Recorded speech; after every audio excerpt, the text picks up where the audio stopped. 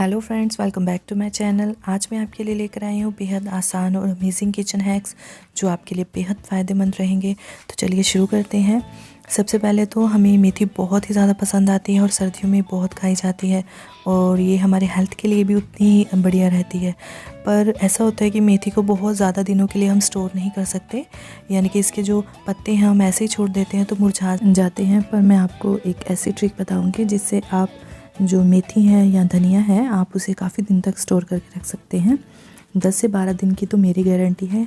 तो अगर आप मेरे बताए हुए टिप्स फॉलो करेंगे तो ज़रूर मेथी आपकी काफ़ी दिन चलेगी। सबसे पहले तो मैंने मेथी को अच्छे से धो लिया है ताकि जो भी इसमें गंदगी है वो निकल जाए, और इसे हम थोड़ी देर के लिए सूखने के लिए रख देते हैं। और जो थोड़ा बहुत मॉइस्चर रह जाएगा उसे हम जो है एक जो नैपकिन आता है उसमें डालकर अच्छे से जो है टैप टैप करके उसे मॉइस्चर को सुखा लेंगे। याद रहे कि बहुत ज़्यादा गीले जो पत्ते हम स्टोर करके नहीं रख सकते, उनको बिल्कुल सुखाना बहुत ज़्यादा ज़रूरी है। तो मैंने टैप टैप करके रख लिया है और अब मैं इसको 5 से 10 मिनट के लिए ऐसे ही नॉर्मल पंखे के नीचे छोड़ दूँगी ताकि बिल्कुल जो है सूख जाए पत्ते, फिर हम इसको स्टोर कर लेंगे। और अब मैं इसको 5 से 6 मिनट के लिए ऐसे ही छोड़ देती हूँ।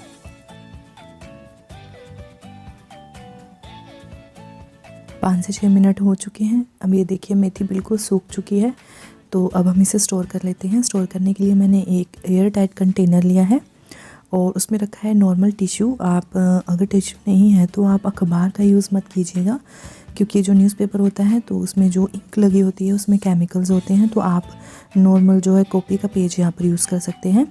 और अब मैंने टिश्यू रख के इसके ऊपर जो है सारी मेथी रख दी है और मैं फिर से इसको टिश्यू से कवर कर दूँगी।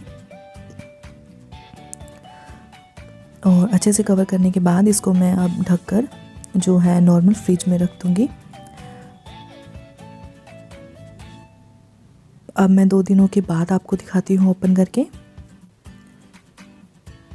ये देखिए बिल्कुल जो पत्ते हैं मेथी के बिल्कुल नए जैसे हैं। तो अगर फ्रिज में रखने के बाद ये टिश्यू पेपर में मॉइस्चर रह जाता है, अगर थोड़ा गीला लगता है तो आप ऊपर वाला जो टिश्यू पेपर है उसको हटा सकते हैं, न्यू टिश्यू पेपर इसमें लगा सकते हैं। और अब मैं आपको दिखा देती हूँ 6 दिन के बाद। 6 दिन के बाद फिर से मैंने जो है फ्रिज में से निकाली है मेथी, और 6 दिन के बाद भी जो मेथी है बिल्कुल जो है नई जैसी है। और हल्का सा मुझे टिश्यू पेपर गीला लग रहा है तो मैं न्यू टिश्यू पेपर इसमें लगा दूँगी। और ये जो पत्ते हैं बिल्कुल वैसे के वैसे हैं। और अगर आप नॉर्मली इसे बाहर रखते तो 6 दिन में तो अब तक ये मुरझा जाते। तो आप ऐसे जो मेथी धनिया इसको स्टोर करके रख सकते हैं।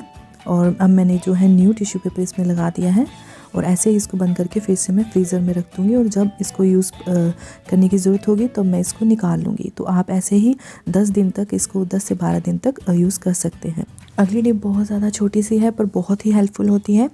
हमारे घर में जो है नॉर्मली बच्चों के वाइप्स तो पड़े होते हैं, पर इसका हम रीयूज़ कैसे करें। जो टिश्यू पेपर आते हैं तो टिश्यू पेपर यहाँ वहाँ बिखरे रहते हैं, तो हम इसमें जो है टिश्यू पेपर को जो डालकर उसको बाद में यूज़ कर सकते हैं। और बिल्कुल ये देखिए बिल्कुल ढक भी जाता है और टिश्यू पेपर गंदा भी नहीं होगा। तो इसे कैसे इसमें डालें, तो सबसे बड़ी तो प्रॉब्लम यही है।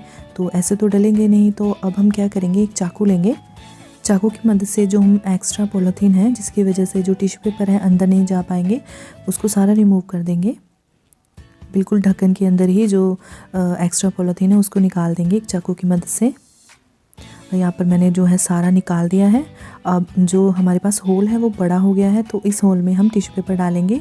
और टिश्यू पेपर को हम फोल्ड करके नहीं डालेंगे। अब यहाँ पर देखिए मैंने पहले टिश्यू पेपर को फोल्ड करके डाला है, और टिश्यू पेपर फोल्ड करने की वजह से जो है टिश्यू पेपर निकालने में दिक्कत आएगी और जो टिश्यू पेपर है वो फट जाएगा। तो हम ऐसे नहीं डालेंगे।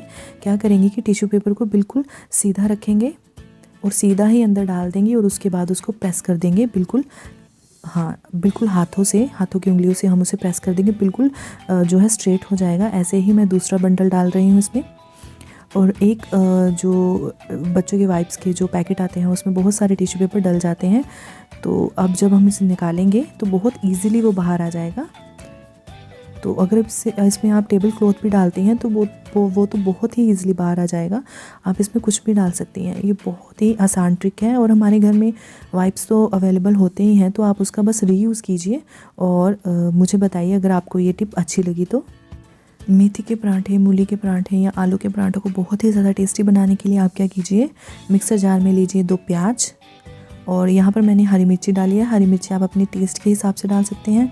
और यहाँ पर मैंने 1.5 चम्मच के करीब लिया था धनिया की सीड्स और उसमें 4-5 मैंने काली मिर्च डाल दी थी।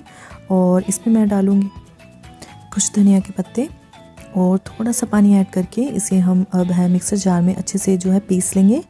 और इस मिक्सर का अगर आप यूज़ करते हैं पराठों में तो बहुत ही ज़्यादा टेस्टी पराठे बनते हैं। मैंने मेथी के पराठों में इनका यूज़ किया है। बहुत ही ज़्यादा अमेजिंग ट्रिक है, आप इस ट्रिक को ज़रूर अप्लाई कीजिएगा, बहुत ही ज़्यादा स्वादिष्ट बनेंगे। आप अगर इसको अप्लाई करेंगे और ये बना के देखेंगे और मुझे बताइएगा कैसे बने हैं, कमेंट कीजिएगा ज़रूर। और अगर अच्छी बनी है तो प्लीज़ लाइक द वीडियो।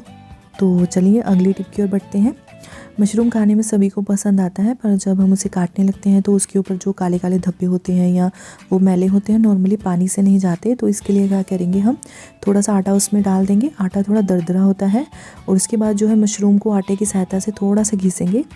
घिसने से जो है ऊपर की जो लेयर होती है वो थोड़ी थोड़ी रिमूव हो जाएगी। हल्का सा रगड़ेंगे तो बिल्कुल अच्छे से उसको रगड़ के हम हल्के हाथों से सारे मशरूम को तो उसको पानी से धो देंगे।